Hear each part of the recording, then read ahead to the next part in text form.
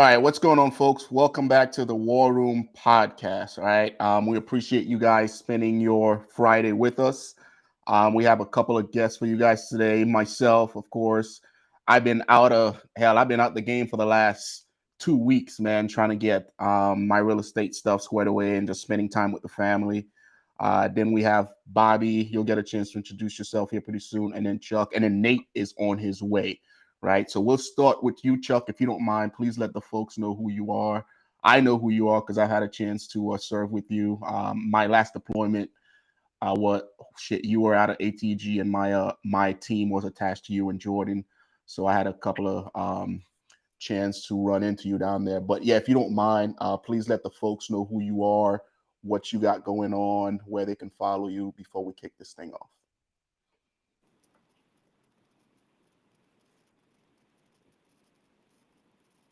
I think you're on mute, Chuck. I can't hear you. How's that? Do I sound better now? Yeah, a lot better. hey, you know, with my internet, I had to make sure that my internet is not crappy. So I'm like, wait, is he delayed? Okay, I just can't hear him. Well, I was doing the opposite of you. When you came on earlier, you were breathing real heavy because your mic was up. Anyway, yeah, rookie mistake. Yeah, I'm Chuck Ritter. I am an active duty Army Sergeant Major. That's why I wear this little mini PT belt for safety, because you know that shit's important to us E9s. But I'm here because Jay invited me, because my claim to fame is I get shot a lot and blown up, and I've just had my 34th surgery recently, and I still plan on running 50 miles at the end of the year and taking every service's physical fitness test in December just to prove a point that nothing should be able to stop you in life. If you know, I'm not this big grit guy, but I think if you're intelligent, you can overcome most things. So that's me in a nutshell. Absolutely. And folks, if you guys need a more in-depth introduction as to who Chuck is. He recently, well, no, it's not recently. It's about a year back. You did a piece with Black Rifle that you guys can go just Google the name. It's got damn near 3-point-something million views. And he talks about he's not a grit guy, but hey, I get shot a couple of times in combat. You know, I mean, medevac me, but you kept going. So if you guys want to go check that out, make sure you go on YouTube and look it up and show some love, right? Bobby, please let us know who you are. I know who you are because we text all the time, but please introduce I'll be always sending you all them naked pictures you asked for. No, I'm Bobby Aller. I was in 82nd Airborne. I did the first 2 deployments to in Afghanistan in 2002, Iraq 2003, 2004, Afghanistan 2005. Did personal security afterwards, and now I work for a nonprofit called Tours of Duty, going to Cambodia and Vietnam, getting back some guys. I tell you what, Bobby, and we appreciate you doing that. You actually did a rotation down there not too long ago. How was that for you, man? Like, can you share whatever you're able to share as far as what you guys have going on? Yeah, I can share a little bit of it. So I went with 4 former soldiers, you know, a couple Marines. One of them's everybody was contractors at one point. Really good guys. And we went to Cambodia. There were some issues with us going to Vietnam. So what I'm gonna tell you with this POW MIA thing, it's there's a lot. It's been forgotten. Let's just put it that way. And there's some governments that need to be slashed in there. And there's a lot of things that have been hidden through time, because a lot of us didn't grow up through that time frame, so we didn't. It's kind of not known by us. But you know, if you start history buffing and realizing what happened, it's a pretty bad deal. But we had I'll just say this much: we had a successful mission. That's about as far as they'll let me put it out. So, we a 4-man team outdid the government in 2 weeks and a year. Hey, I appreciate you doing it, man, because I know majority of the folks out there haven't been repatriated yet. So I really appreciate the mission that you've decided to take on to hopefully get some of these guys home. Because hell, man, like I would say between World War I, World War II, and Vietnam, those are probably the 2 biggest conflicts where there's still a lot of Americans 81,000 missing. That's absurd. Yeah. 81,000. Bobby, did you want to talk about the like anything you have going on? Like I know we talked about that podcast that you and a couple of your business partners have. Can you elaborate on you guys' mission statements and what you guys are trying to do with that? You talking about on the tours of duty or the other one? No, I'm sorry. That question was for Chuck. Okay. Fuck you, Bobby. I'm talking to Chuck. You won't know about that other one. I'll repeat that because I thought you were talking to Bobby. Now I'm confused. No. I was talking about Chuck last night with Anthony. Yeah. I'm on the same wavelength as Bobby. I'm like, yeah, okay. No, I was referring to objective Orette. I know you and Arete. I know you and I discussed it a while back. Could you elaborate on what it is, what you guys' mission statement is, and where can people go listen to some of your episodes? Because I know you guys have a couple out there. Yeah. So Objective Arete is a project that I started with another special operations guy. He was an officer. He came to me last year wanting to do something with peer mentorship.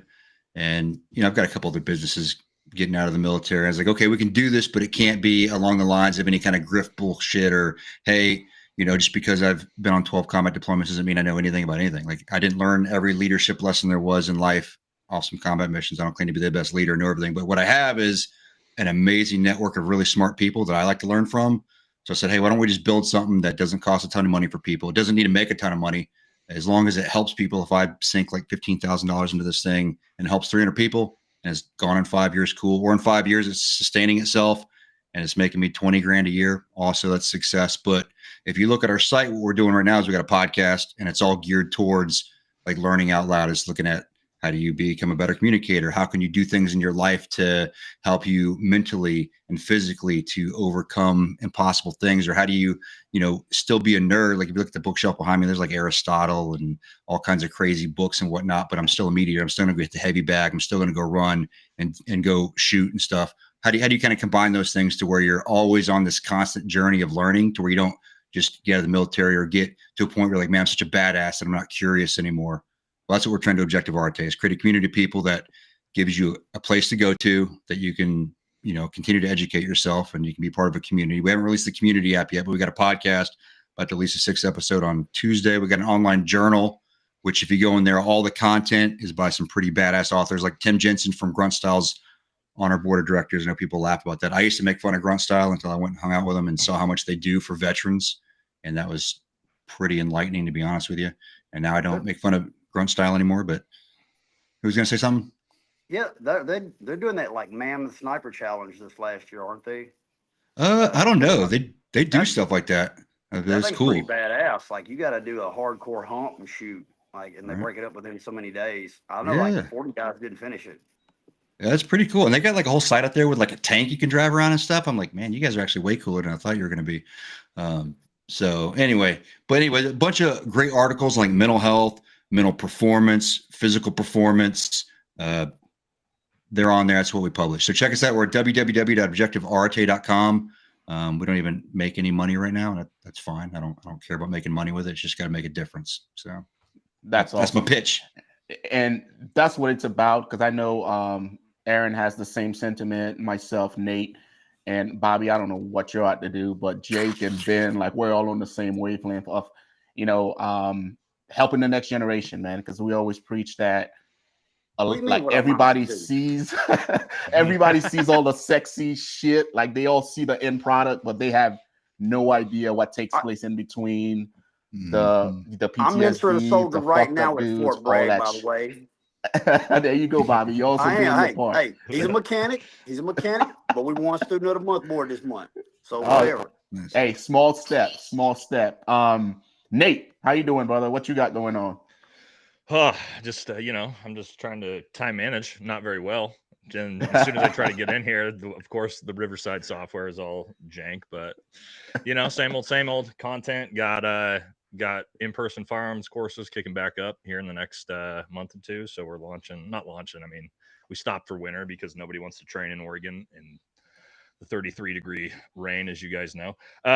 Chuck, I'd argue if you have 12 combat deployments, that kind of does make you an SME, buddy. That you're a very humble guy to have that side of it, man. An SME on coming back on medevac birds and deploying, but that really doesn't help me like later in life, I don't know. But yeah, man, I'm doing good. Okay, awesome. Before we jump into the pod, guys, Jake, appreciate you being in the chat, showing love. Ben, wherever you are, I'm sure you're crushing it. Keep doing what you're doing. And Aaron, as always, We appreciate the backside support. Appreciate everything that you do for us here. Folks, before I hit the first topic, Chuck is 3 months out from retirement. Nate, what advice would you give him as he gets ready to embark on civilian life? Oh, I mean, it sounds like you already have it, but like have a purpose. That was the biggest thing for me. If you don't have a purpose, then that's where I think guys like spiral out of control, which from what you just told me, you obviously got that set up. And then enjoy it, man. I was so poopy faced when I retired last year that you know, I figured like, oh, I'm never going to be able to replace team life and all that. And I don't know, it's pretty nice, man. After, you know, doing a long career like you have, like once you get on the outside, you're like, oh, okay, this is kind of nice. I don't have to ask another, as a 40-year-old man, I don't have to ask a 43-year-old man permission to get, you know, go on vacation. Like that type of stuff is pretty nice, man. You don't have to get on here and worry about some kind of PAO or JAG giving you a call Monday morning like, hey, what were you thinking? That doesn't exist out here. Yeah. It's just Bobby, the YouTube comment section that comes after you if you say something dumb. Yeah. Bobby, what feedback do you have for Chuck as he gets ready to leave this military life behind? Well, it's funny because I got a friend of mine at 10th group that just did 25 years and retired, and like he's immediately trying to go to work, like trying to find somebody to stay relevant. I'm like, hey, you know, catch your breath, man, and then you'll want to get busy again. You know, take it in for a minute, and then you'll know when you're bored and be like, all right, it's time to go do something. Or hell, you said you like to read. I mean, get into some history, maybe go teach some. Because I will say this, all the history of Iraq and Afghanistan, especially the original years, that shit is wrote down all wrong. Yeah. It is horribly wrong. And people take Wikipedia as a damn Bible, and it's terrible. Gotcha. I would say from my end, Chuck, is the best piece of advice that I got was from an old 3rd Battalion guy. He was over at SWIC, Chris Cahill. He was working as a contractor, and he told me, he was like, dude, once you get out, just take a knee. Take 3 to 4 months to just let the past 20 plus years of your life set in, and then find ways to deal with everything that you went through before you rush into something immediately. If you're trying to work, because what he found out when he went that route was he retired and went right into working in a bunch of different places, and he wasn't happy. He was just doing it just to do it, and realized that I don't really want to work for this company. They're a bunch of assholes.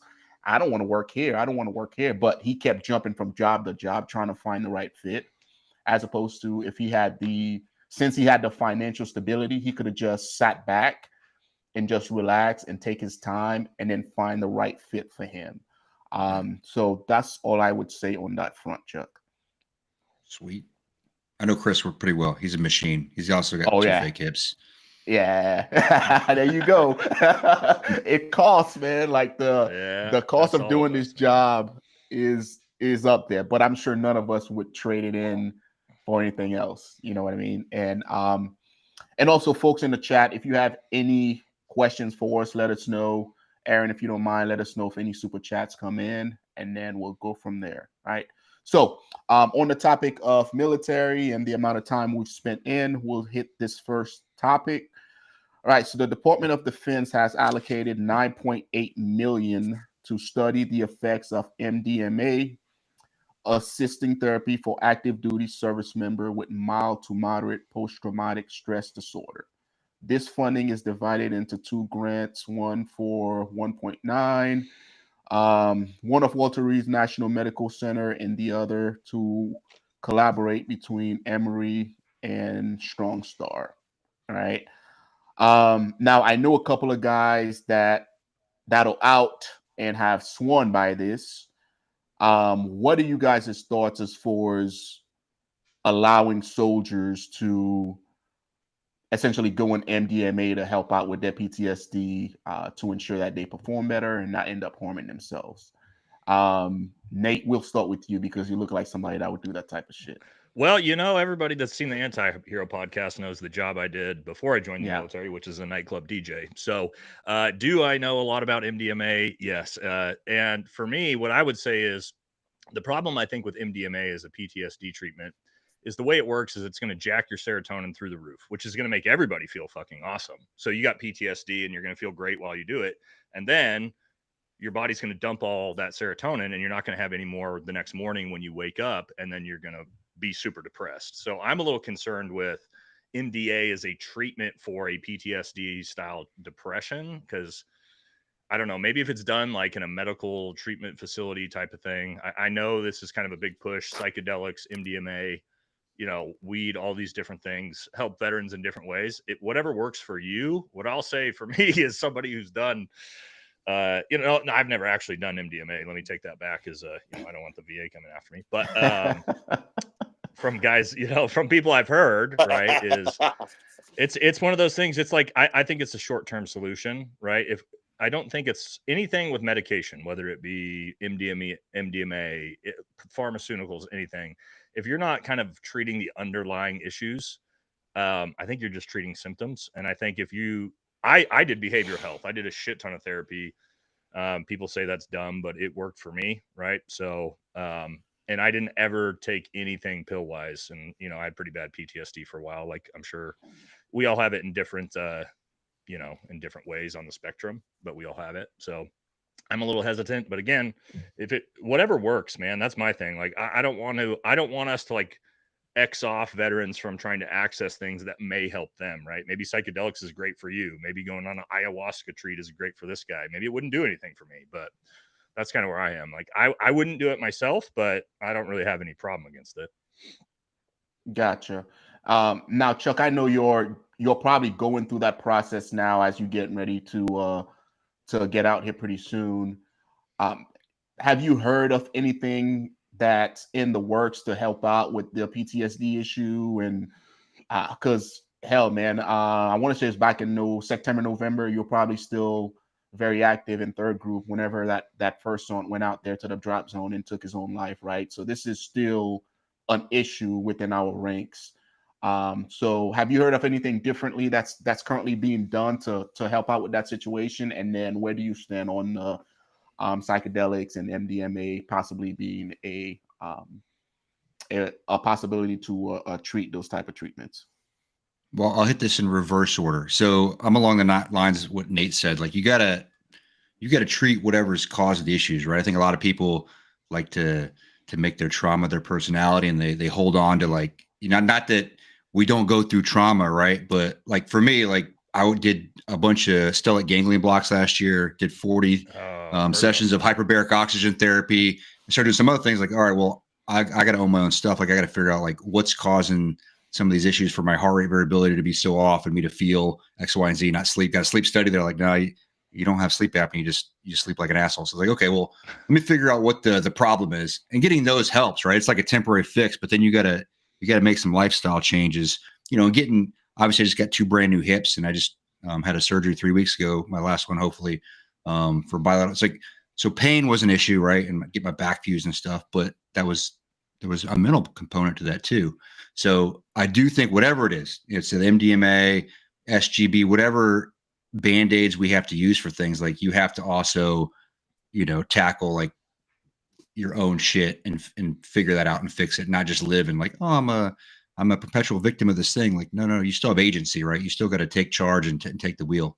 And then to go to the treatment, I don't know much about MDMA. I know that there's a lot of people, like, there's a program that I've seen that was very successful for people, like, because we're all going to, like, sometimes you suffer from extreme anxiety. Like, it affects people differently, right? I don't know if it's ayahuasca, it's not MDMA, but they go through this program, and one day they're in a hospital bed with professionals, and they give them something. I want to say it's ayahuasca. It's not very pleasant from what I've heard, whatever it is. And it's a low dose, and you go through whatever you go through. And the next day they give you a stellate ganglion block on one side, and you do another day of another session of some psychedelic. And then you do a stellate ganglion block on the other side, and you use like some meditation stuff. And everybody I've talked to that went through this program says, yeah, it's horrible. It sucks, but it forces you to kind of face your own demons, and you come out the backside and you're feeling pretty good. Maybe if it's done like that, if it's very controlled, I don't think you just go give hallucinogens to people. You know how soldiers are, like, we'll go abuse Robitussin. I mean, right? Like, I'm not speaking from experience when I was a young infantryman, but so that's my take on it. Bobby, what are your thoughts? I'm going to get controversial. All right. So first, like everybody said, they talked about, your diet is finding the root of the problem. And one thing I never hear anybody talk about is the malaria medication we took in the early years. Nobody ever brings up the Lariam and the Melphaquin and what the side effects of that are. Dude, I used to have some awesome dreams on those. They were Yeah, fucking those are gnarly. amazing. They're like, they're permanent. But so you got that. But also another thing I noticed is, especially with the TikToks and whatnot, is you'll have somebody on there with the woe is me, my friends died. And then they got the slow music going. Next thing you know, you've got a whole crowd of guys in there. Me too, me too. And I'm like, man, y'all quit that shit. I don't have that problem. And a week ago would be 21 years since I lost half a platoon.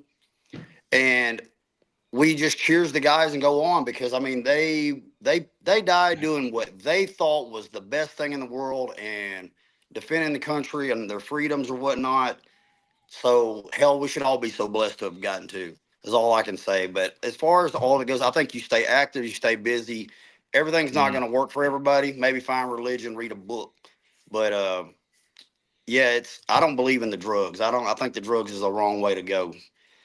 You're gonna have to wire your brain to accept that, and at some point, it's gonna need more and more and more. Absolutely, yeah. Because as your body gets used to it, it's just gonna crave it more and more and more. And then you I on agree heroin. with you. You on black tar heroin. That's all you can. That's all you can do after that.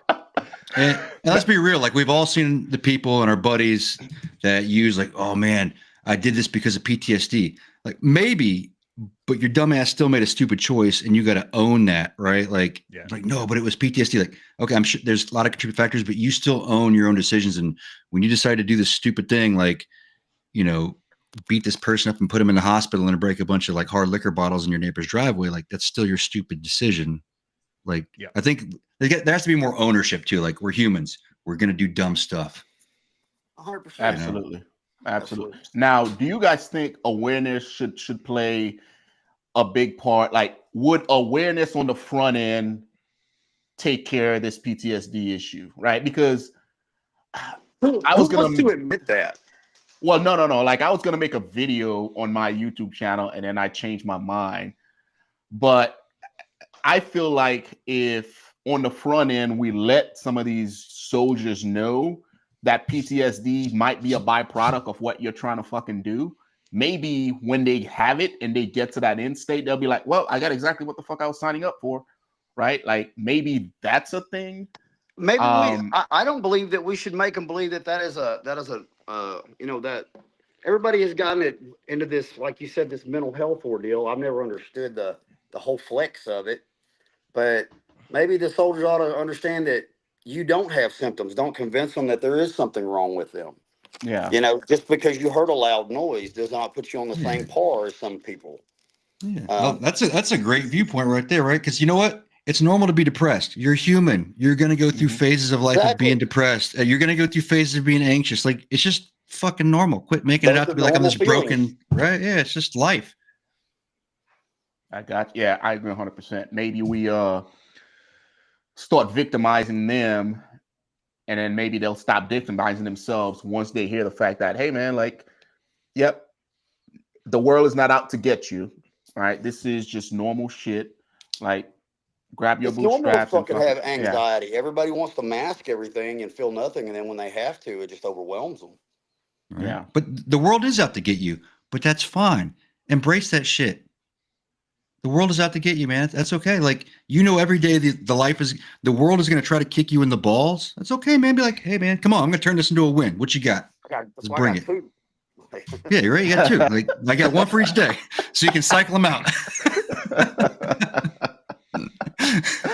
Oh man, that's awesome. That's a very unique way to look at it, right? I ice the one day so that the other one's good, and you can just recycle that indefinitely, right? That's good. I like that. I'm gonna write that down. There's another piece of it that nobody really brings up is these especially with all these advocate centers and telling these guys, hey, you got to have PTSD to get 100% or shit like that. Abusing the system basically.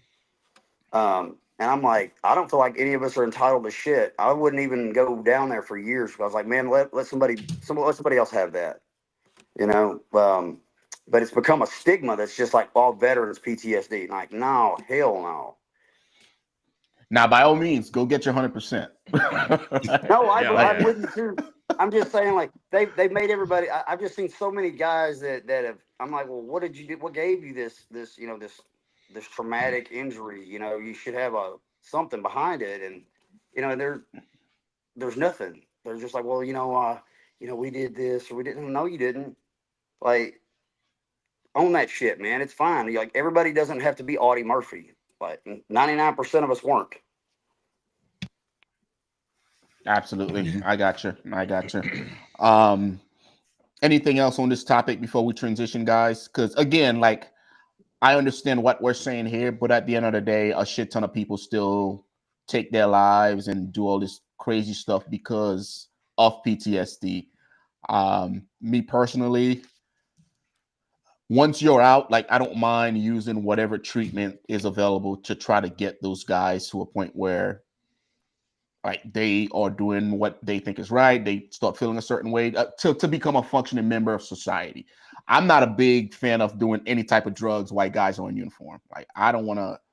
I think that's just overall bad idea, right? Because we all know, as a private, like, you give any private in the military a freaking inch, they're gonna take a mile. That's just All right, how I've it had works. MDMA. I'm gonna go on and say it. Somebody poured it all over my food in Oregon, by the way. In Oregon, bunch of Yeah, them. it's decriminalized out here, of course. Oh, I've never been so happy in my whole life. I hugged everybody in the bar, even the guys who won the fight. And I drank about 11 gallons of water later that night. I don't want it anymore. Like, but you won't ever be mad. That's wild. All right, folks. Let's we had a couple of super chats come in, so we'll hit those real quick, and then we'll hit the next topic. Again, folks watching, we really appreciate you guys' support, and we appreciate the super chats. All right. Afghanistan injury, L1 S2 fusion. I had to get off the pain meds. Found woodworking, playing the guitar, and building models. I forced my brain to overcome the mental pain / PTSD. This was just a statement. Now, Chuck, I know you've had a shit ton of surgeries. You've been injured a shit ton of times. What advice would you have for anybody that's going through injuries, that's in pain all the time? Like, how have you been able to handle it? Which is kind of like that person said, right? Like, I'm a mega nerd. If you look at my thing over there, like, I do Warhammer 40K. I got, like, I don't know, easily $20,000 worth of painted Warhammer models over there. I go just dominate nerds down there with a bunch of SF guys. But find some things that, like, I would do that because when I got blown up in 08, I had, it took 4 years to rebuild my face from here down in my jaw, significant amount of brain damage. And one of the ways I was able to kind of zen out and focus was to that's why I got into the modeling. It was a way to kind of just tune out, and you're just with yourself, and you get to spend some time inside. And it really helped me, like, get rid of some anxiety. And, because when that happened, I lost some people. Like, right before that happened, we lost quite a few people. So you just got to find something to do. I mean, and then not stop moving. Like, the whole, like, hey, you need a rest after a surgery. Man, I had a bilateral hernia surgery, 3 weeks ago. I just knocked out I think I was up to 10 knee tucks, the ones that they took out of the Army PT test. And I just ran, I think this week I've run 6 miles. Like, go do stuff. And it's not because I'm some kind of superhuman. I've got weak ass genes. It's just because I'm smart about my training, and you guys got to get up and move and do things. I think people, they sit on the couch and they start feeling sorry for themselves, like, whether it's mental or physical. And that's when you get trapped in, like, this cycle of like, oh man, this sucks. Yeah, it does suck, man, but get your ass up and go do something, because it's going to suck less if you keep moving. It's going to suck less if you find something to do, like playing guitar, like the person said in the super chat, or building models, or whatever it is that you're doing.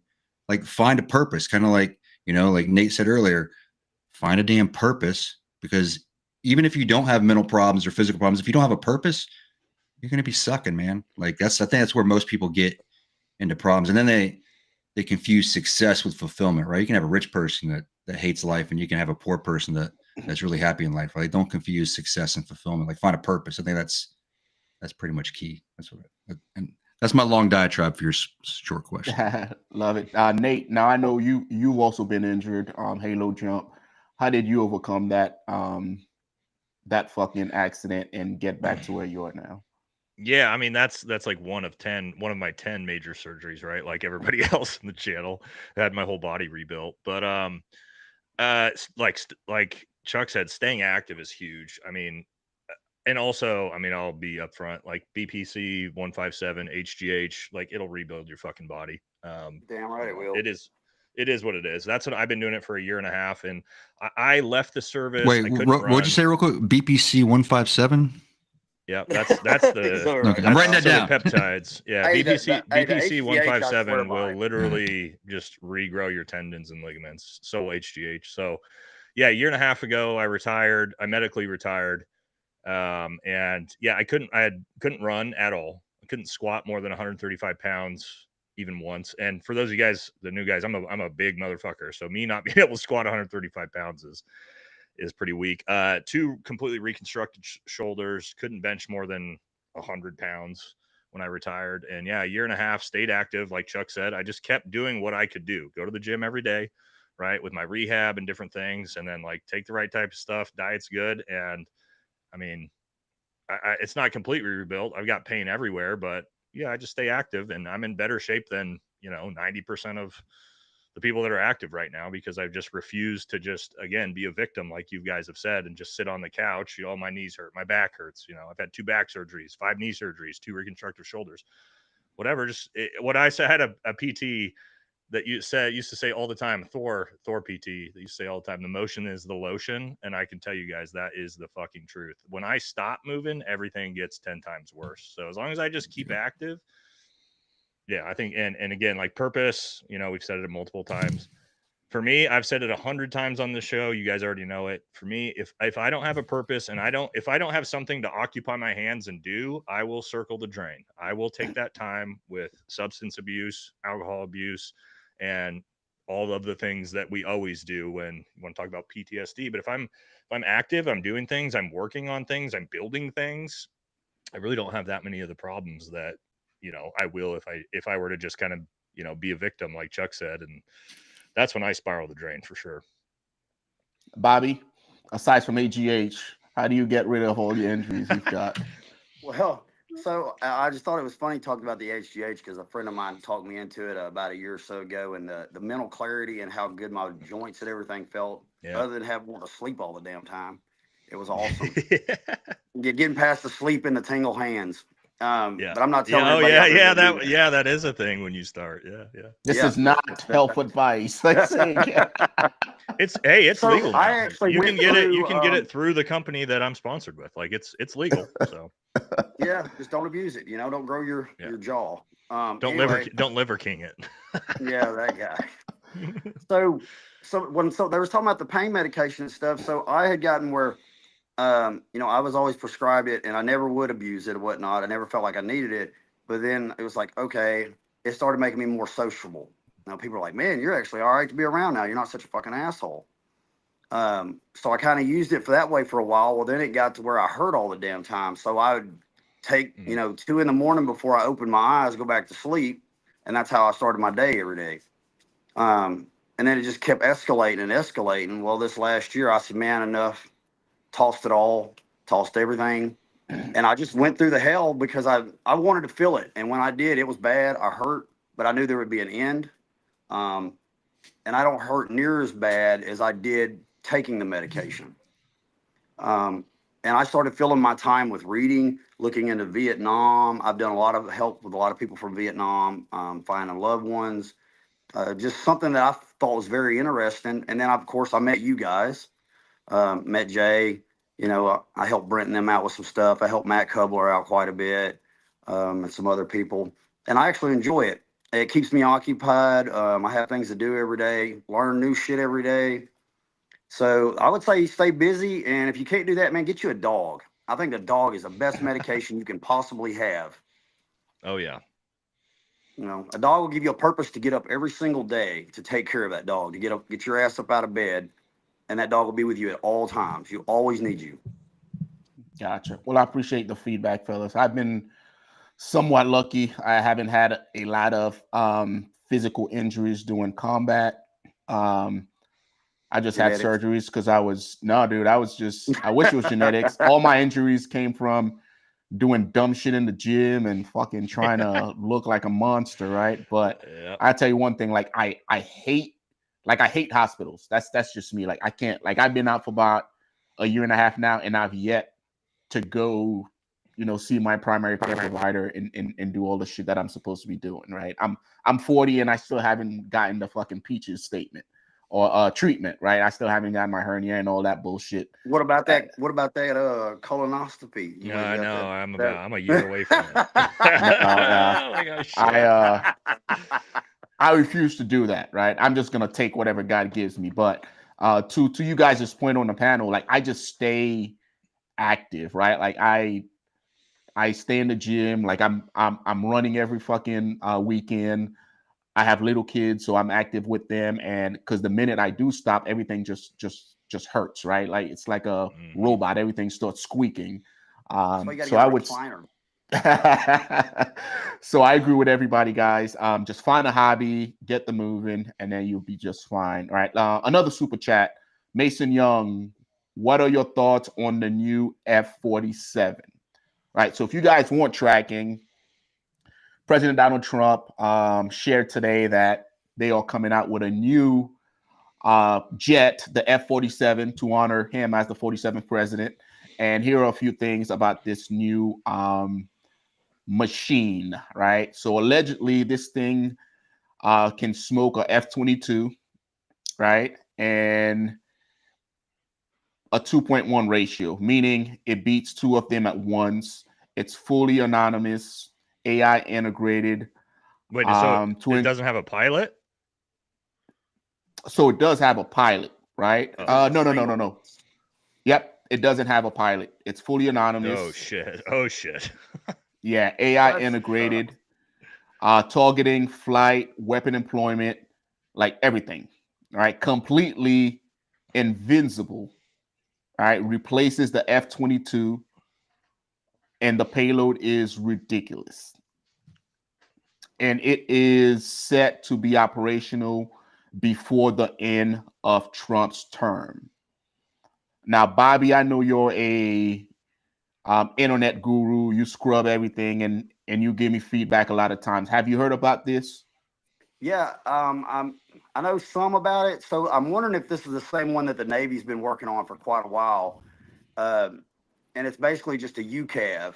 It's a fucking drone, but it's it carries a heavy payload, and it's just the same as a jet. They've been working on it for quite a while. There's some stuff.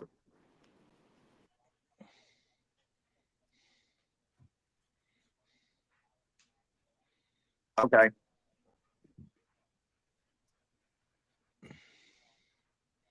Now, guys, Okay. whenever Yeah. you So guys hear like a pause, it's our producer Aaron in the back producer. making sure that we're giving you guys the right information, right? So that's all yeah. that So is. he was basically just telling me, it's it's different than one I was talking about, the 47B. He said this one can have a pilot as well.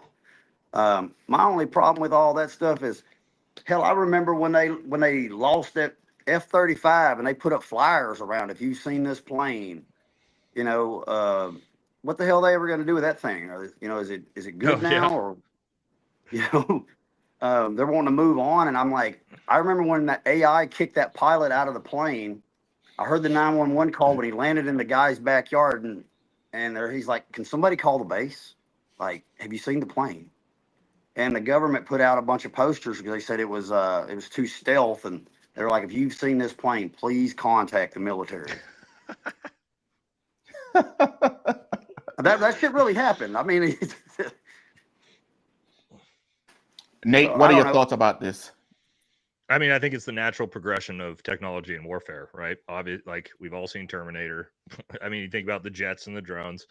If you have an AI system that can fly that jet that can defeat a human pilot 100% of the time, then why would you not do it if you're trying to go next gen? Now, then that you have to start to wonder, in the future, 10, 20, 30 years from now, what does that mean when generative AI is so good that it's basically, self-conscious? I don't know. It's kind of scary, but yeah, I mean, I think it's the future of next generation warfare. Why risk a pilot's life who has room for human error when you can have a computer system that makes zero mistakes ever and can defeat, like you said, two different jets of flown by human pilots.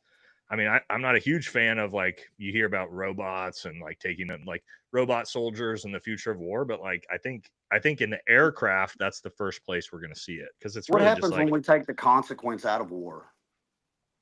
yeah, that's a great point, because you are right when you just have autonomous robot machines dropping bombs on everybody. And the scary thing about AI, we learn a lot. I mean, finishing my master's program, my MBA, and there's so much talk about AI, obviously, in entrepreneurship and business right now. It's the forefront of everything.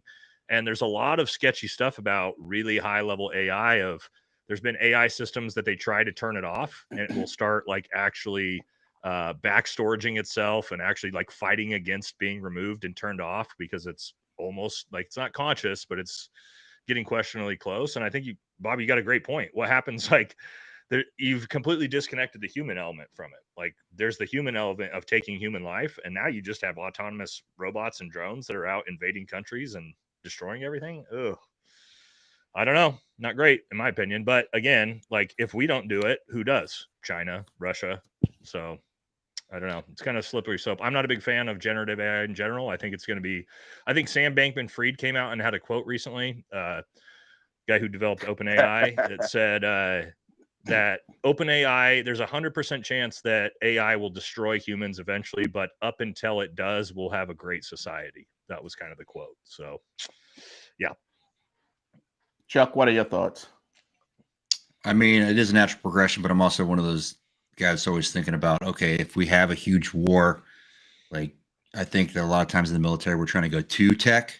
And then when you can't keep up with that, say you produce 200 of these, okay, well, you go against somebody that has 2,000 fighters because they can mass produce them, right? Then it's still worthless. I think the war in Ukraine is a pretty good lesson on, you have to have the ability to be on the cutting edge, but you also got to go all the way back to the basics and be able to do all that other stuff without any technology. Because once you take the technology away with jamming and everything else, we saw that in Syria.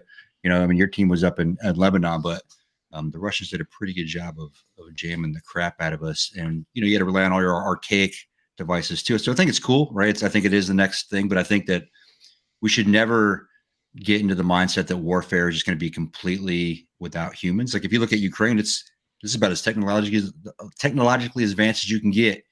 And the brutality of that combat is insane. Like, you know, we never saw anything like that on the battlefields of Iraq. And I thought in Tal Afar, Iraq, that was some of the most, you know, brutal CQB type combat I've ever seen, but nothing in comparison to what's on the battlefield there. I think that is the future war. Whatever the future warfare is, going to be very cutting edge. Like, you're going to have stuff like the F-47, but you're also going to have extreme brutality. And I don't think we ever need to pretend like that's not going to be the reality on the ground. Be like, oh no, we can go kill people without consequences. I think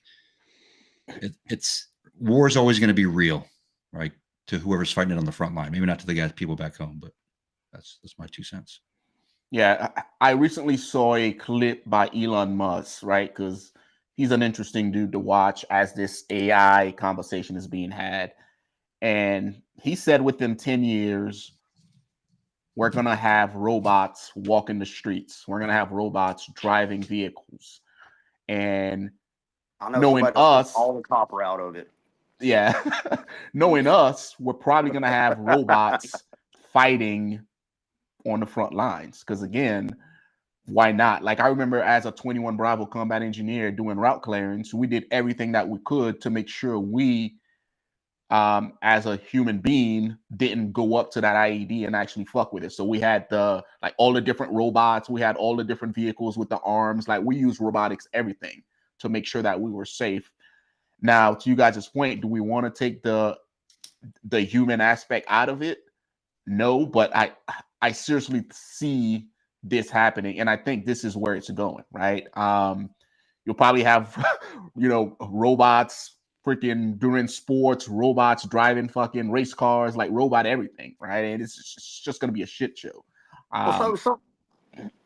Sorry, Jay, I wasn't trying to break it. Something Chuck said a while ago about, getting back to the old style stuff. And it's something I kind of pitched at some, a sergeant major and them at one time. And I was like, why don't y'all set up something and take the early guys? We're all kind of older now, and let's just see how we could stack up, against, this newer generation.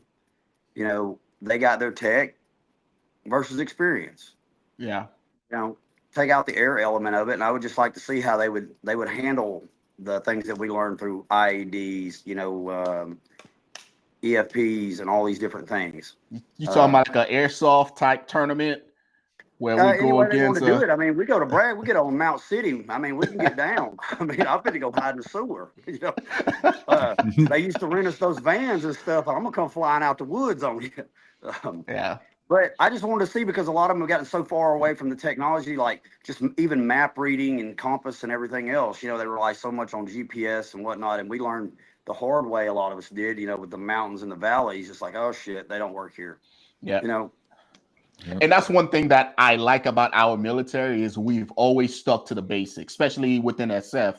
We always drill the basics, even basic training and all, SUT and all the places that I've been. Even though we had GPSs, we always had a map, a protractor, and a compass, and we always did the basics because we're always planning for worst case scenarios, right? The most dangerous course of action that the enemy might take, which is a EFP, and now everything is dead as far as technology goes. Now, did you you're stuck. Did you guys see that video, the knife fight between the Ukrainian and the Russian? Did you guys ever see that close combat? Well, anyways, Google it. I mean, it's crazy. Like that, like it's a straight up, like they go in and they have to they transition to knives and have a damn knife fight. The Ukrainian soldier died. But I think it's a good, like, hey, even with all this technology, you hear people like, oh, do we really need to have selection be that hard? Or do we need basic training to be as hard? Like, yeah, because in the day, combat is still brutal and unforgiving. You still have to be able to do your basic stuff. You can shut all that tech off, and then what? Now you don't have a map and a compass, and you're lost. You still got to be able to conduct yourself in hand-to-hand combat and close with and destroy the enemy with nothing else. I think that, I don't know. I hear these discussions all the time, like, well, does it really have to be that hard? Like, yes, because combat it doesn't give a shit about your rank or whether you're a man. It's just brutal and unforgiving at its worst. Like, and it's always going to be that way, even when it's like super technologically advanced. So I don't know. I like Bobby's idea that I think you do it in a couple rounds. You also have like a hand-to-hand combat round. You got some beer pong. I think that we dominate in beer pong. Yeah, let's check out this knife fight video. I need to see this. I need to see if he goes Casey right back or not. I haven't seen it at all, so I'm curious to see how it happens. But I agree with you 100%, Chuck. Like, regardless of this what is real. Can we show this? I wouldn't show it on here. It's pretty brutal. I wouldn't show this. You're about to get this channel fucking permanently demonetized if you show it. It's pretty. I mean, I've already got one of them taken down. It's pretty brutal. I mean, but I think do what you want. But I know how YouTube works. You're playing a dangerous fucking game there with that. All right, we'll link it in the chat because we know you guys appreciate your Friday afternoon, war room pod. So people actually dying on screen may be where we have to draw the line. Hey man, that's freedom, Hey Jay, real quick, the colonoscopy thing, man. Like, it's the best kept secret, man. Check it out. You lose weight for 3 days. You're going to lose about 4 pounds, and then they're going to go in your butt, but whatever. They give you the sedative where you have the best sleep that night. I was like, man, I woke up. About that. I was like, man, I'm going to do this like as a weight loss program. I'll do this for like 3 months straight. I'll pass on grass. I'm good. Being there locked up, drinking magnesium citrate. Right? Yeah. See, Bobby knows. That magnesium citrate does a number, doesn't it? Like, you didn't know you could. No, I'm good for now, right? Like, I'm gonna wait until. I used to drink it. I used to drink 3 bottles of it because I weighed 200 pounds. And I used to fight at 155, and they told me I had 8 pounds in my stomach. So I would drink 2 or 3 bottles of that shit. Oh my God, you're a harder man than me. I'm that cherry. That stuff is horrible. Over some ice. That stuff is not good. God. No, I'm good on the colonoscopy. All right. So we have a couple of super chat here that will hit, and then we'll keep rolling. Valhalla, Nate, when are you inviting the Reaper on here? The honest debate. He can come on whenever he wants, man. Everybody thinks like I attacked Nick Irving. I didn't attack Nick Irving. I thought what he said about China was fucking dumb. Like, that's it. Could you elaborate on your take? Elaborate on your take, because I also did a video on that. Yeah, I mean, so Yeah. like I'm a first group dude. I spent my entire career in first group. I speak Mandarin Chinese. I was in 1-1 the back half of my career, which is the siege of Soda for the Taiwan-China conflict. And he made a lot of bold statements saying that China has better technology than the United States. Wrong. China would absolutely destroy the United States in war. Wrong. China would be able to click a button and turn off our entire power grid. Wrong. Like, so that's all I did was walk through why all that's wrong. And I did it from a perspective of a dude who spent a lot of fucking time training for the Taiwan Chinese conflict. And my ODA and this plaque was the first Special Forces ODA to proof of concept jumped a military free fall onto an island in the South China Sea. We literally did it in the South China Sea to help bring in Marine HIMARS units to facilitate that attack. So it's like, if you're going to make statements, that's great. But does China have better technology than the United States? That's fucking retarded. China is a great manufacturing state. They have no natural resources. They import all their oil, all their food, all their agriculture. Their technology all comes from Taiwan and other places. They can't make their own advanced chip semiconductors. Like, I could go on for fucking ever about why China's a paper tiger. They haven't been to war since 1979. They have no combat experience. So yeah, I mean, the argument's fucking dumb. If you take the United States American military over the last 20 years and juxtapose that against a Chinese military that hasn't fought a war in 50 years, who are you going to put your money on? Now, I'm not saying that wouldn't be fucking bloody and ugly and we wouldn't lose 100 million people. We probably fucking would. But China doesn't curb stomp the United States.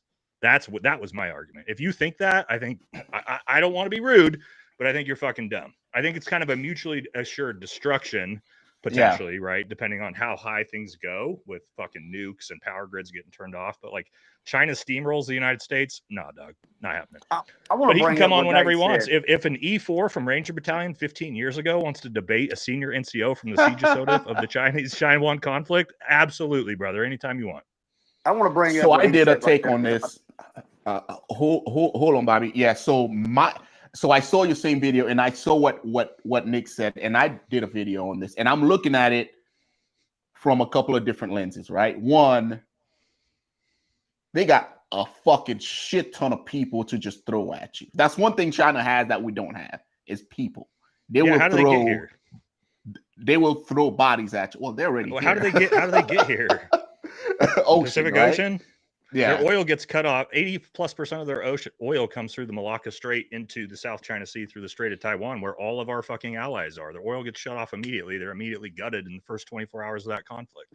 So my point, well, that's assuming that he looked at this in a completely linear, a one-way range perspective. What China could do to the United States, which we all know that's not how war works. China doesn't just get to turn off our power grid with no repercussions. That was kind of my point of like, okay, they could do that. And then, what do we do back, right? So, yeah. And we provide like 30% of their grain too. So, they have would starve millions of people.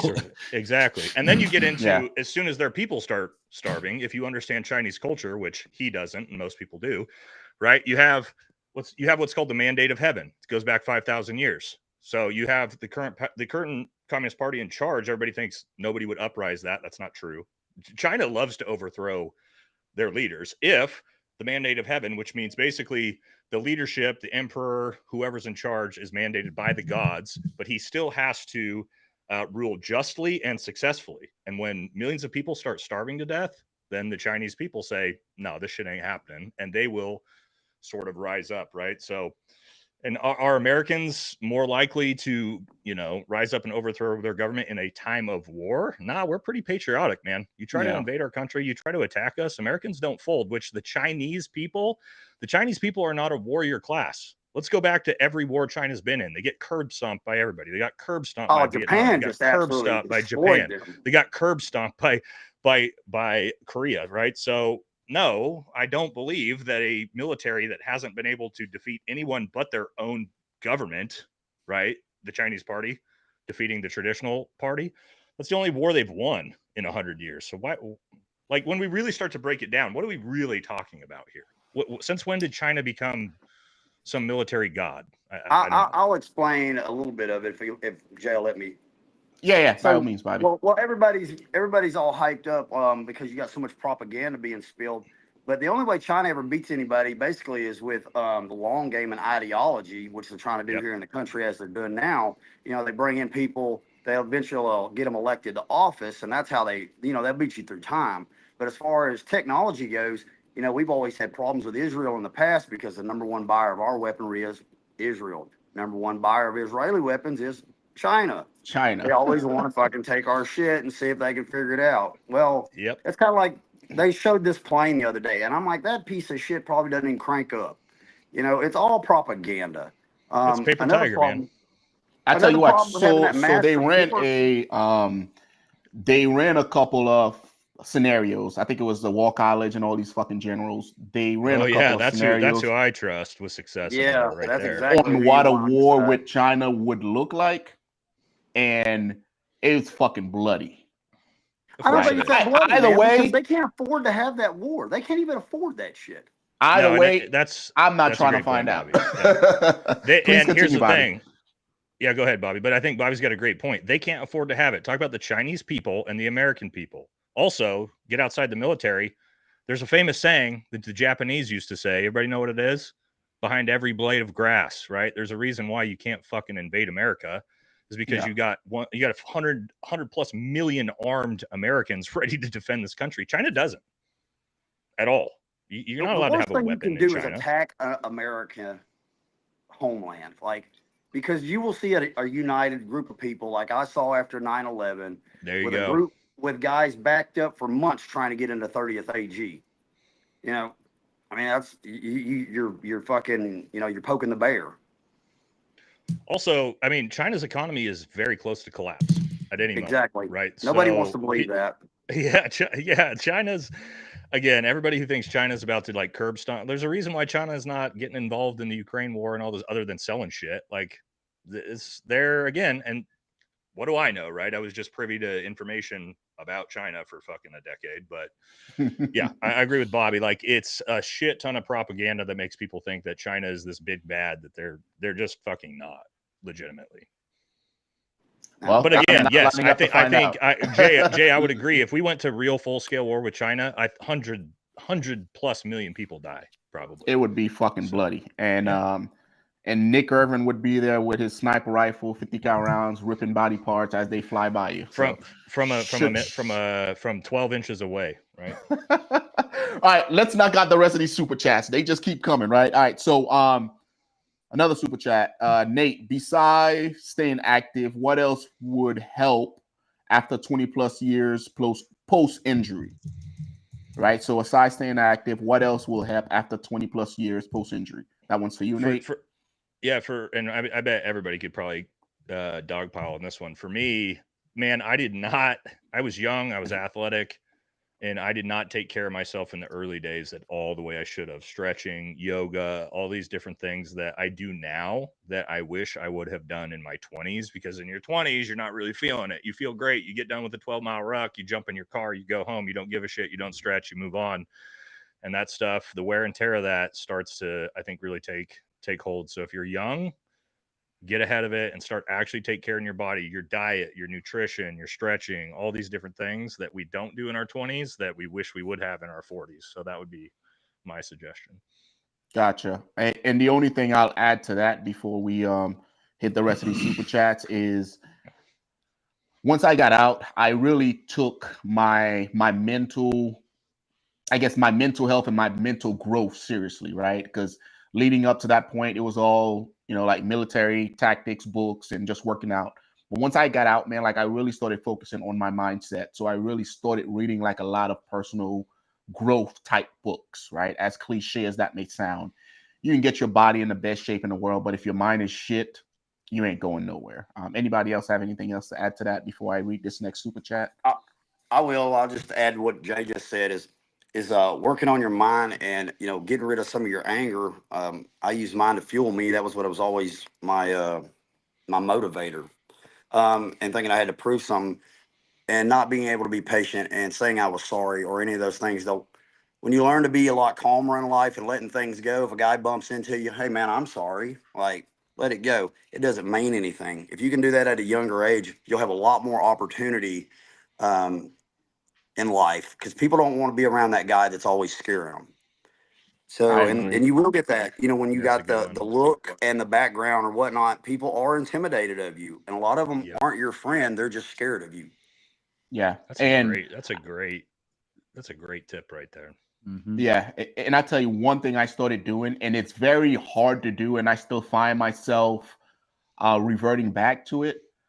Like everywhere I go, like I just look like a fucking asshole because I'm always looking for the dude that I'm gonna fuck up, right? Like Yeah. every room that I walk in, like I'm scanning and I'm looking for that dude that's a possible threat that I need to like fuck his ass up if it comes down to it. And what I realize is everybody else in the room is kind of looking at me like what the fuck does this dude want? Like why is he mean mugging everybody, right? So now Well, you'd be yeah, intimidating to the average person. yeah, When you're around a community that sees the same people all the time, you're just yeah, another guy. yeah. Yeah. So now I'm working on, you know what? Like I walk into a room, hey, how you doing? You having a it's cheesy and it's so out of my element, but it's like Yep. I need to leave the guy that I used to be. Like I'm not that guy anymore, right? Like, yeah, it's still part of me, but I need to figure out how to reintegrate back into society and just be a functioning member and not always looking for a threat and planning on how to fuck somebody up if they do X, Y, and Z in wargaming every scenario, right? Like it's a lot harder said than done, but it's something that I've realized, okay, I need to figure this out because this is life, man. Like we're social beings, right? Just because for the last 20 plus years I haven't been doing it doesn't mean like that has to be my entire life. I'm 40, right? I still got a whole lot of life left to live. You know what I mean? So, I mean, man, you'll go from Haloing one day to selling coffee the next. there you go. There you go. I said All right, that's why I said I joked the other day. I said, "Oh,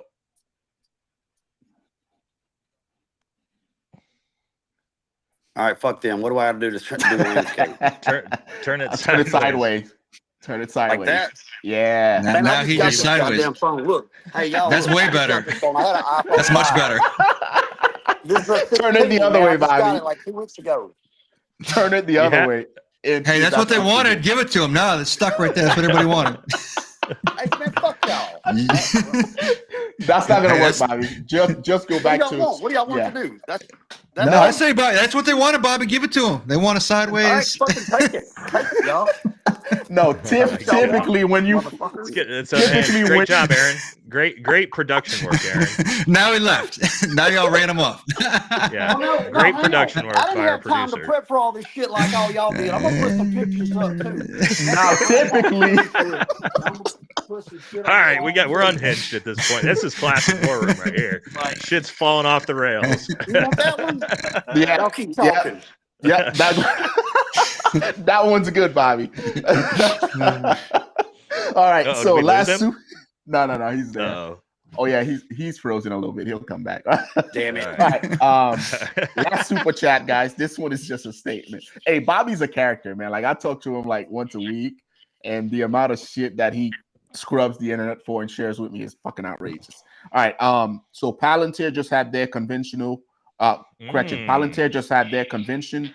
Scary stuff, right? That one is just a statement. Super chat just came in. All right. This one's from Lawrence S. Can you actually go off U.S. military intel on China? We haven't beat anyone since 1944. Wait. So I hear. Hold on, time out, Jay. I heard all the dipshit keyboard warriors always say this. You lost to the Taliban. You lost to the Vietnamese. Did we? Or did we just fucking leave sentiment. because our politicians decided we needed to leave? Who did we get beat by? So on my 2018 trip, we confirmed 587 Taliban. We lost 0 from my ODA. Yeah. Who was getting beat? Right? And I hear this all the time. Had we gone in and just said, we're going to fucking destroy your country, full might of the American military, no ROE, there would be no fucking Afghanistan. There would be no Taliban. So no, the U.S. military hasn't lost shit ever. We've had politicians decide it's time to leave, but no, that's not a thing. And I would say we won all the battles, but we always lose the wars, and that's because of politics, of the sentiments, the political sentiments, right? And the American people don't have the fucking stomach for it, like the Russian people do, right? Like other cultures have the stomach to just lose a lot of dudes. We don't, and so but also we go in there with this fucking American approach of winning hearts and minds and nation building and all this stuff. Like, how long did it take for Triple Nickel and 585 to basically take all of Afghanistan? Like 6 months, like 24 dudes. Dude, right, it was less than that. 24 like, dudes. Them motherfuckers were done within like a month. And then we decided politically that 6 weeks and the war was over. And then we decided we need to go nation build, same as Iraq, same as Vietnam, same as all these places. It's not like our military is not winning these conflicts. That's a fucking stupid, ridiculous thing to say. It's that we have shitty politicians. Oh man, I don't know about you. And guys. that's always been my statement, and I'm always critical of this. Even now, as we start fucking with the cartel, I'm like, dude, yes, our military is badass. Tier 1, CAC dudes, SF, Rangers, infantry. Like, dude, you put a Ranger fucking platoon in China, and that whole country's going down. That's not the problem. We can take down whatever objective you put us on. It's the people that are in charge of us that's the problem. Yep.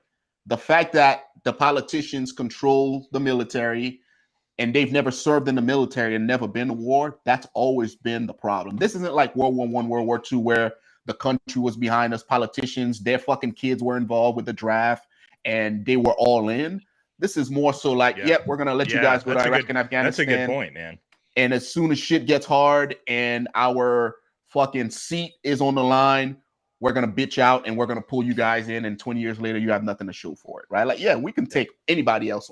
Like, we can take on anybody in the world, but we all know it takes more than that to win a conflict, right? And now when you go to Afghanistan and them dudes are running that country, it's an insult to us, which is why, like, I'm always very, what's the word I'm looking for? Like, cautious when it comes to us getting engaged in any conflict, because it's like we don't have the leadership to see it through, right? Like, we just don't. So we should just stay out of it as a whole.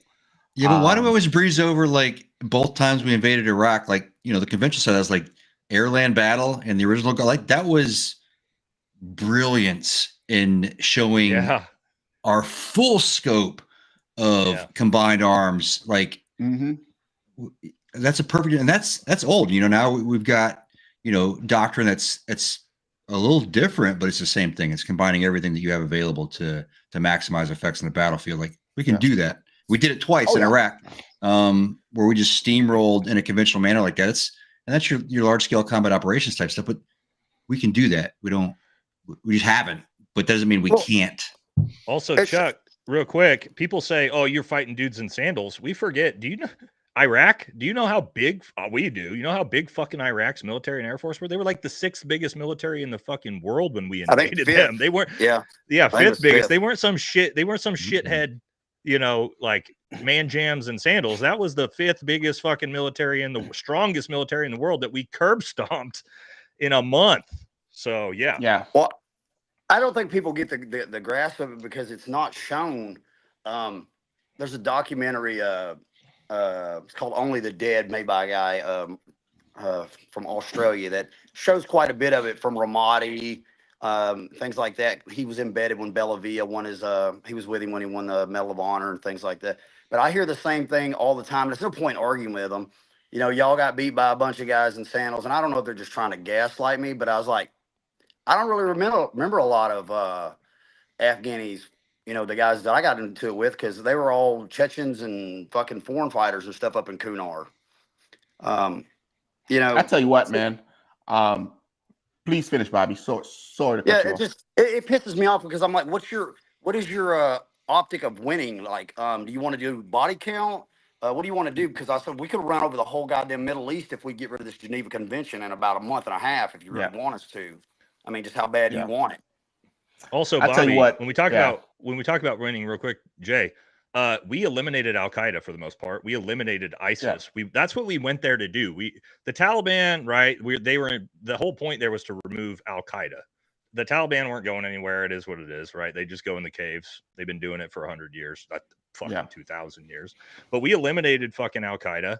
We eliminated ISIS for the most part out of Afghanistan, Iraq, and Syria. We're going to see a resurgence of that, I'm sure, because it's hard to get an ideology like out there. But like, what do you mean by like we lost? Like, who did we lose to? What did America lose? Yeah. Well, I'll tell you what, like, I think a lot of people that statement's also triggering me, right? Like, yeah, you guys were fighting a bunch of people with sandals. I'm like, you know what, motherfucker? Were you down there fighting the motherfuckers with sandals? Yeah, 'Cause you if weren't. That Yeah. you need motherfucker to with shut sandals the can run fuck up up, that mountain like a bro. motherfucker. I've never, like, when it comes to will and And they're crafty. ideology, bro, like I tell you what, even though they were 200,000 years behind civilization, the amount of ingenuity and the amount of fucking grit that those motherfuckers had, And I was like, you balls. know what, dude? It's the graveyard. It's the graveyard of empires. People have been Every trying to take single Afghanistan empire. for 2,000 years, and nobody's been able to do it. Never Yeah. happened. And I'm like, Yeah. it's more than just, dude. A dude came to my fire base. He built me a fucking bee hut with a hammer and a chisel.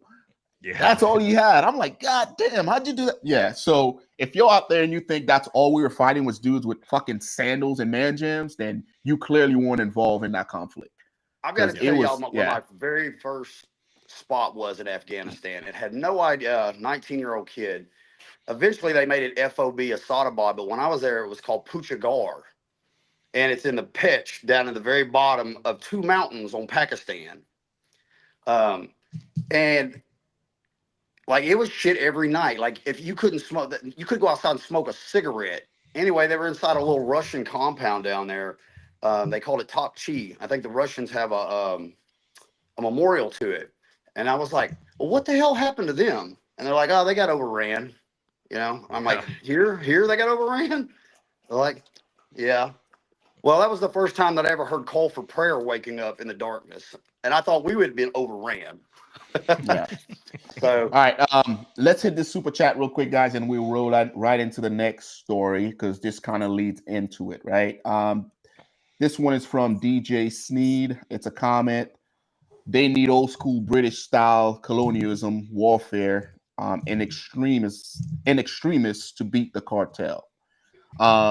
It's just a statement. Let's roll right into the next topic, which is President Donald Trump deploying a Navy destroyer to the Gulf. I don't know if you have that one, Aaron. All right. So in recent headline, guys, the DoD has deployed a Navy destroyer to the Gulf in order to bolster security on our border with Mexico and also deter the cartel. I've been pretty adamant about this cartel fight being, I think Trump is using it as a negotiation tactics, and I see this as another chess move, right? Show of force. That's all it is. Because you move a destroyer down there with all those type of guns, I'm like, bro, like who are you firing that shit on? Right? Yeah. Like, what are you doing with it? Right? Mexico doesn't have a navy that can rival ours, so why is it there? It's just a show of force to show not the cartel, but Mexico that, hey, we mean business. You need to get to work cleaning up Mexico. We know a shit ton of you guys are corrupt. We know you guys are getting fucking paid off by the cartel. Like we're serious and you need to fix it. That's how I see it. How do you guys see it? We'll start with you, Nate. Oh, I 100% agree with the destroyer going down there as a show of force. Like, what are we going to do? We're going to fucking open fire on a Mexican city? Like, there's it's a destroyer. There's 0% chance that we're going to actually shoot at somebody. Now, if the idea is to sort of be a show of force to deter some of the trafficking that's coming by ocean, okay. I mean, I get it. I don't know how good a destroyer is going to be at doing that. But I think a lot of what we're doing, like Jay said, is a show of force because, I mean, at the end of the day, we have to force Mexico into solving this problem sort of with the assistance, train, advise, assist, right? We're all green berets with the assistance of America, but like we can't defeat the cartels by ourselves as America in Mexico without Mexico being bought in. Right. Because it's not like Afghanistan where we can just go down there and operate and kick doors in and 5 cartel members. We have to have the buy-in from Mexico. And so until we really do, it just all kind of feels that way. And now I do like that that we're securing the border. It's stopping things from coming inside our country. But the problem in Mexico, as far as I see, like until Mexico is fully on board with like the El Salvador route, where it's like, hey, no shit, we are actually going to clean this country up. I don't know, man. It's going to be an uphill battle for sure. Chuck, what do you think about this whole cartel, the United States terrorist organization designator? Like, what are your thoughts on all this stuff that's going on down there? I think the main thing that does really is it makes it legal for us to use more money on certain things that we weren't able to before, right? But I was surprised. When I went through the Q course, I had a Mexican officer in my class, and man, he was one of their counterterrorist guys, and the stories he was telling were wild. He was telling a story about how he's like there's loyal units and there's unloyal units. Like my unit was very loyal to the government. We were going after this guy, and we finally got this big wig through a massive gunfight, lost a bunch of guys, and we were taking him to the aircraft, and we're gonna take him up north because they're down in the mountains. He's like, but his guys ended up ambushing us with like heavy weapons. Basically took out half of my element, got their guy back before we even got him on the plane. I'm like, what? He's like, this is all going on in your country? He's like, yeah, it's wild, man. So I think we shouldn't underestimate like how hard and how long that's going to take, no matter how this goes. Yeah. You know, I mean, look how long it took to really kind of get Colombia to where, you know, where it became. I think there's one of those things where it's not going to be an overnight thing. Yeah, the destroyer and stuff's probably all show of force, but there's probably other capabilities with that too. But again, it's people are like, oh, you know, you're going to see U.S. soft on the ground doing stuff. Now you're probably going to see U.S. soft like standing up capabilities and helping them do things like we do. But I'd say it's gonna be a very, even if Mexico's fully on board, it's going to be a very long campaign to rid ourselves of. And Chuck, I've said so many times, I've said that exact same thing, but I've also said the problem with that is that America has a 2-year ahead of our skis plan, right? And so what's the problem with something that's going to take 20 years? 4 years from now, when Gavin Newsom and AOC win the fucking election and the border opens right back up and we go right back to square one and reset, it's so hard for us to like you guys mentioned with China. I think, 100 years from now, could China defeat the United States? Maybe, probably, because they have a 100-year plan, but United States is it's a 2-year election cycle window plan, right? So I agree with you on that. So I'm gonna put my input on it if I can, Jay. Yeah, by all means. Okay, so for starters, is like I don't think everybody understands how we do war. The first thing we're gonna do is cut off your money or make it worthless. So anything they have within the United States, their money gets laundered here, their businesses, anything that's going to be linked, and our intelligence agencies are pretty good about running them down. It'll freeze all that shit. Secondly, we'll hunt you to the ends of the fucking earth. You don't want to have to step outside and look in the sky every time you walk around. You know what I'm saying? And that's going to come. We made a goddamn missile with razor blades on it because they don't hurt the neighbor. You know what I mean? They don't want to go through that. And a lot of people don't understand this. Mexico is not like about the cartel.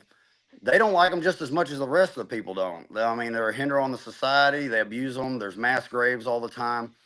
And they're kind of getting caught up in the middle because if we secure a border on one side and we've got the Panama Canal back, well, the drugs kind of come from South America. I know the precursors for fentanyl and stuff come from China or whatnot, but your cocaine and shit, the real cartels are in South America. I just don't believe it's what people think, because when your money runs low, your loyalty runs low. That's a good take. Let's hit this one self-improvement question. I hadn't thought about that before. Yeah, and then we'll hit this super chat, and then Nate, I know you got a heart out, and then we'll punch out of here. All right, this one's for the panel. What's the most valuable life lesson your military experience has taught you, and how can our listeners apply it to themselves to be better? Chuck, I'll go to you first. What's the most valuable life lesson your military experience has taught you, and how can our listeners apply it to improve themselves? The most valuable life lesson, I think, is that failure and defeat aren't synonyms, right? Like, you should be embracing failure and embracing adversity and being okay with it. I think people it's important to have ego. Ego is just your sense of self-worth. But when you start operating in that bandwidth, the hubris a little bit too much, and you start sucking in your own oxygen and believing in your own hype, and you get in that place where you don't like to fail and you don't want to look like you're weak. No, you're human, man. It's okay to be weak. You're going to be depressed. You're going to screw things up. Every day when I wake up, I know that I am wrong somewhere. That's fine. I just got to figure out where it is. And I got to be open, because it's probably going to take somebody else to tell me where I'm wrong. But I think embracing failure and understanding that it's not defeat. And if you can take that and you can really look at every setback, like, okay, what can I learn from this? Yeah, I did screw this up. I got to own it. But how can I use this as a springboard to become legendary? I think that kind of mindset, and then building the tool sets to implement the mindset. That's kind of what I learned. And I wasn't always like that, right? I'm like you said, like, you know, you get this, you're always looking in the room like this big ego thing. Like you see it here in Southern Pines, it's right outside Fort Bragg. It's a big special operations community. Like if I go to the store, right, it's all a bunch of soft people, and then they're all like mean mugging each other, like looking just like, motherfucker, I'm just trying to buy some tomatoes, man. I don't care what you do or how badass you are. Right. And I just laugh at it now because I know I used to be that guy.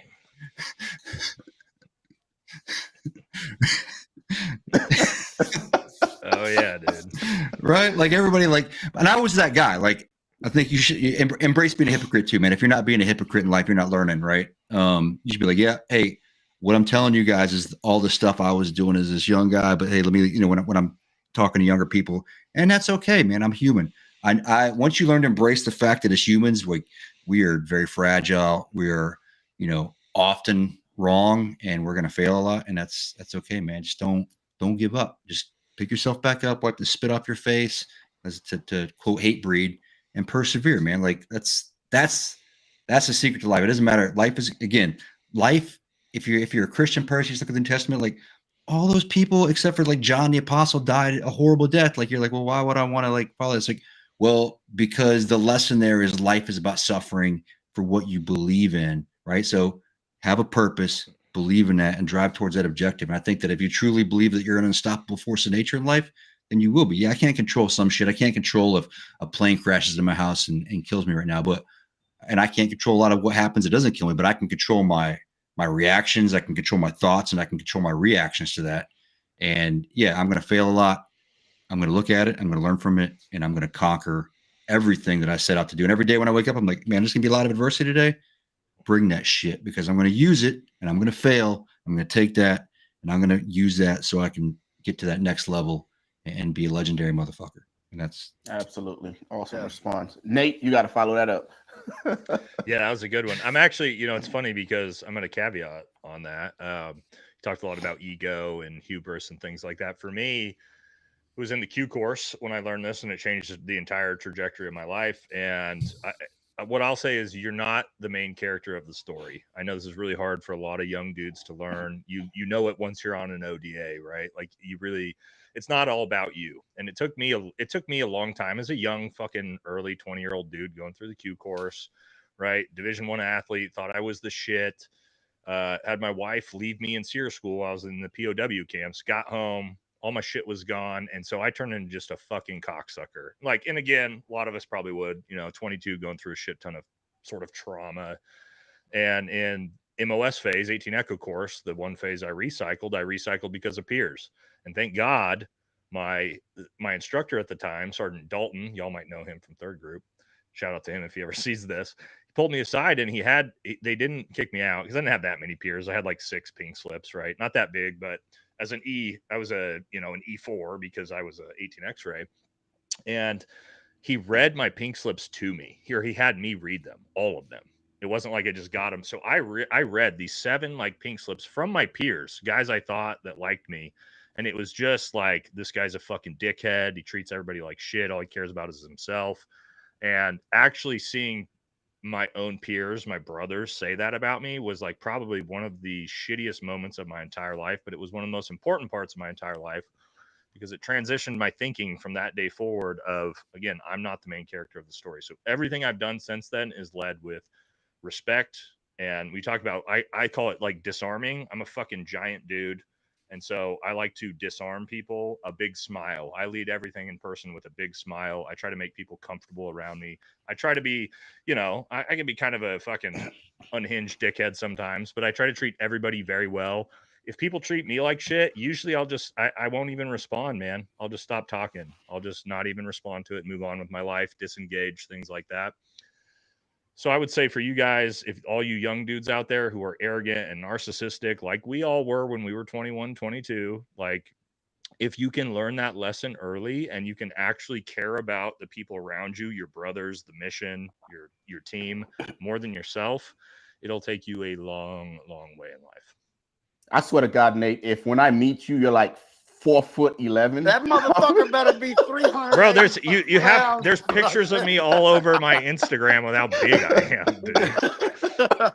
We'll get it, Jay. Well, don't worry, you and hey, don't worry, you and Jake are gonna get a picture together with you on each side of me, and you'll be my little brown children. Okay? We'll have that photo up. Oh man, because you always say I'm gigantic. I'm like, man, watch Nate be like 4'11", little Asian. There's pictures of me all over with all guys you know. Oh man, Bobby, what's your take on that question I asked earlier?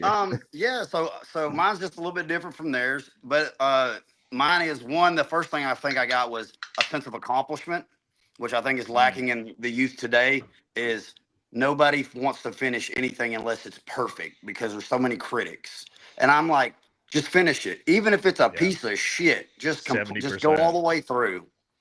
So when I did that, you know, you'll get a better feeling out of that. It's kind of the old saying, you know, bought or built, not bought. And now everything with the way that media is doing it, they want everybody, you got to be rich by all these influencers to buy this, buy that. All the things I own in my life that are important to me are all things that have been given to me or bought or haven't been bought, have been built by people. And they mean the most. Secondly, I learned this lesson in Iraq. Because I was so blinded, but I didn't have a very good perspective. I couldn't put myself in the other shoes. So I'm like, why am I doing this at this moment? I'm like, that person is not an enemy, but I'm going to turn them into one because we've assumed everybody's a bad guy or a bad person. Well, if you kick in my fucking door at 1 a.m. looking like a space alien, I'm going to grab my rifle too. So try to put yourself on the other side every now and then of who you're talking to or talking with when you're assessing a situation.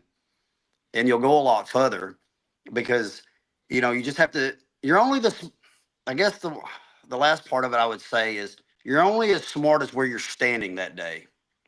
You know, if you take somebody that's a doctor, in the hospital, he's amazing. You put him in the field with us, he's a moron. But you don't want me doing fucking heart surgery on you, I promise. So, you know, it helps to be humble, and the world takes all kinds. Awesome feedback, Bobby. I'm sure everybody noticed my fucking badass camera just died on me. So now I'm back. It happens, brother. Yeah. All right. So we'll hit this one and then we'll wrap this one up. This is a super chat from At Ease. What does the War Room think about the next 4 years in the Middle East? Are we going to re-engage to that region? Go into the sandbag soon. All right. So I personally think we will, because Syria is fucking falling apart. Oh yeah. We removed the devil we knew that could be controlled, and now there's a bunch of savages that can't be controlled. Oh, a bunch of Sunni Islamic extremists are in charge. Go figure. Yeah, it's we tried this shit once before in 2016. Yeah. Chuck, you spent a lot of time. Well, your last deployment that we were in Jordan. You were at ATG doing work. What's your thought on Syria right now? Because it's Christians are getting massacred, like literally in the streets. It's fucking out of control. What's your thoughts? Alawites too. Yeah.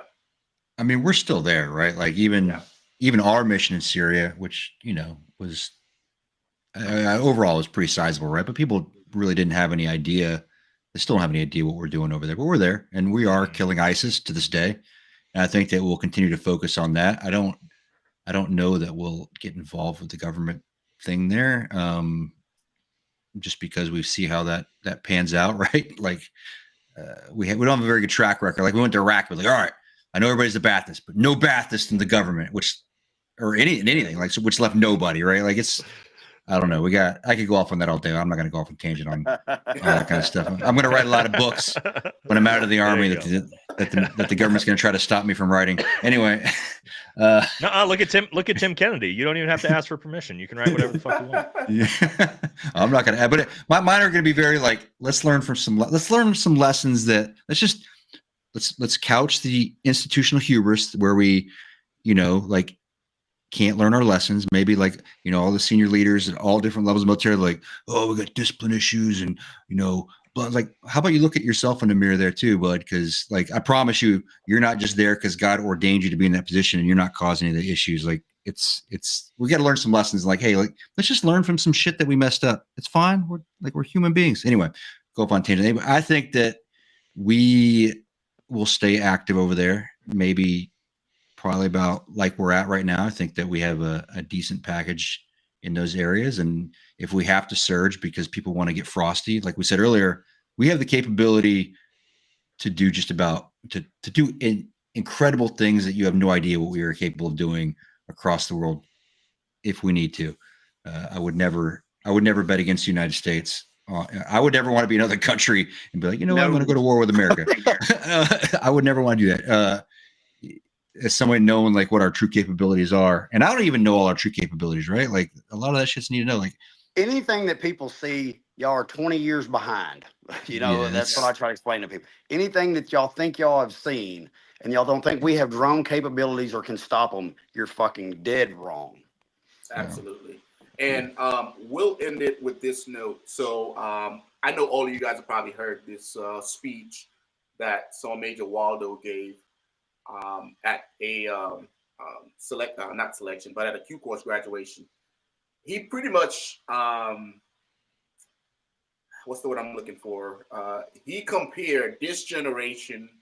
Talking about iron sharpens iron. Yeah, dude. Speech? He compared this generation to the generation that came out of the Roaring 20s. And if you think about it, it makes sense, right? The Roaring 20s, America's coming out of fucking the Great Depression, and life was good, and it created a generation of shitheads.